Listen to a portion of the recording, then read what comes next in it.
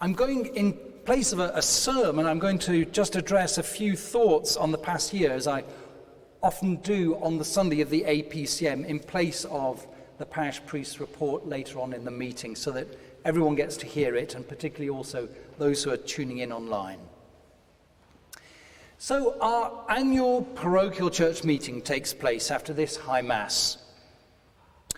One of the questions, in my mind at least, at this time each year is this: how do we make our APCM a spiritual experience? How can we approach the various reports and votes and business items in such a way that it becomes a useful and positive part of how we live out our Christian discipleship? I want to suggest one of the best places to start is with thanksgiving. As we look back over the past year, we're not congratulating ourselves on something that we've accomplished in our own power. Rather, we're saying thank you to God for the way in which He has used us as signs of His kingdom. We're thanking Him for all that He has brought about in our parish and for the ways in which He has blessed our mission and outreach.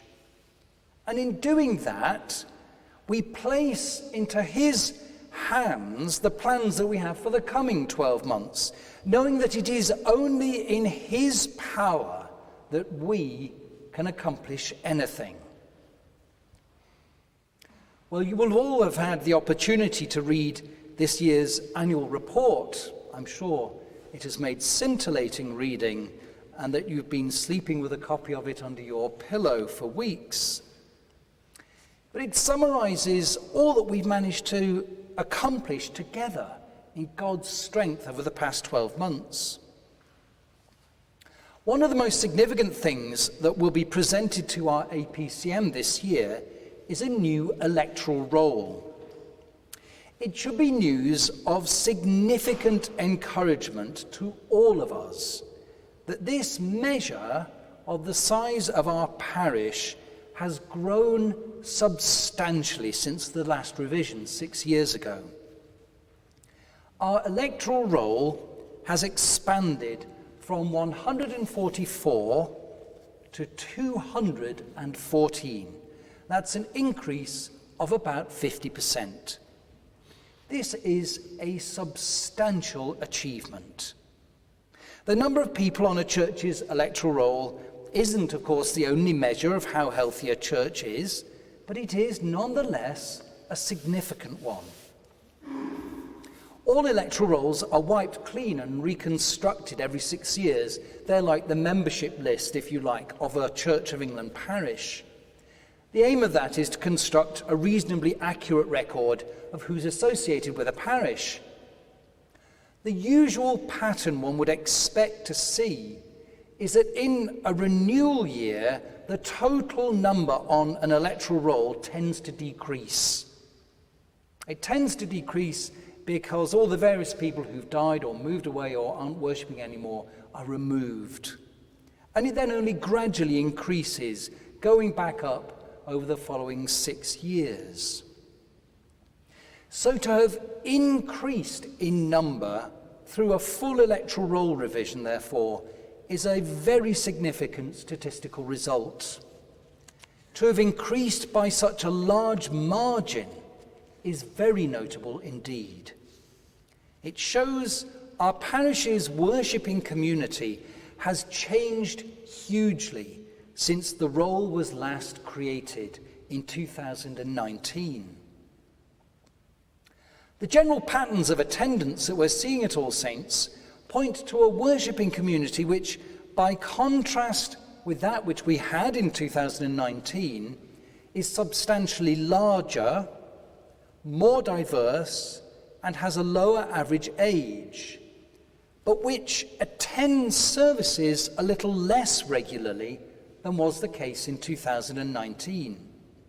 Our parish community in 2019 was smaller and older, but tended to worship more frequently. The period we've seen since the last renewal of the role has witnessed some of the most complex disruptions to worship and church-going that we've seen in a generation.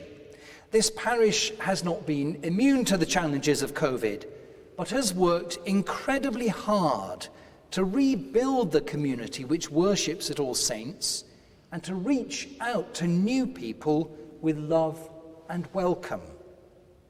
I want to thank from the bottom of my heart all those who have contributed in so many ways to this important work over the past few years. Our PCC and church wardens, sidesmen and those on the coffee rota, our teams of afternoon church welcomers, those who run our parish bar, the serving team and choir who enable our parish's life of worship to be so attractive and converting. It is through your work that God has added to our number, and our whole parish is very grateful. Now, as a parish community changes and develops and grows, it's also important to reflect on how we all relate to one another. It's good to recognize honestly how congregational change and growth can alter our experience of what it means to be a parishioner of All Saints. Friendship groups can shift and alter. Newcomers take over roles that others have exercised. Ways of doing things that used to work sometimes no longer seem to. Priorities change and needs alter. Change can prompt people to feel anxious as things shift around them. But as we negotiate this sort of change, it's important to remember what, or rather who, is at the heart of this community of faith. It is Christ.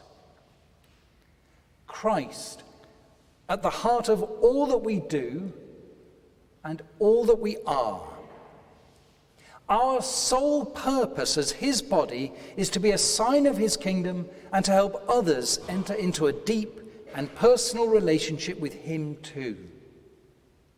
If Christ is at the heart of this community, then many of the anxieties that growth can prompt take on a different perspective. As we see ourselves in the light of Christ's love for us, it becomes easier to give of ourselves joyfully. It becomes less about us and more about him. It becomes our heart's delight to respond to Christ's call and to the many ways in which he's prompting growth and change in our parish and seeing them as a blessing. So as we meet for our APCM later, there's so much to give thanks to God for. I pray this offers an opportunity to reflect with grateful hearts on how God is calling more people to know Christ in our parish community and to worship him here. Let us recommit ourselves to the proclamation of the gospel and the furtherance of the Catholic faith, which heroic generations before us in this place have bequeathed to us, not to keep to ourselves, but to pass on with joy and with gratitude. Amen.